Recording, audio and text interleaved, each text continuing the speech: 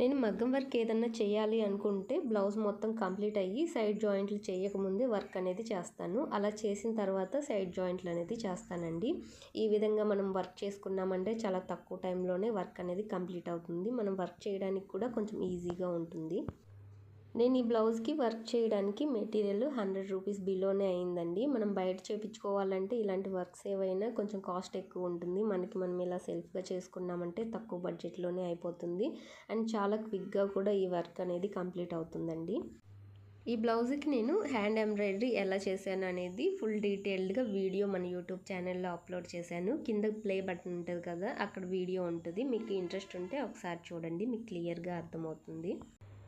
Work మొత్తం complete అయిన తర్వాత నేను ఈ విధంగా స్టిచ్చింగ్ అనేది చేస్తాను. నార్మల్గా మనము సైడ్ జాయింట్లు ఎలా చేస్తామో ఆర్మ్ లూజు అలాగే హ్యాండ్ లూజ్ ఇవన్నీ మార్కింగ్ అనేది వేసుకొని స్టిచ్ అనేది వేసుకుంటే ఫైనల్ లుక్ అనేది ఈ విధంగా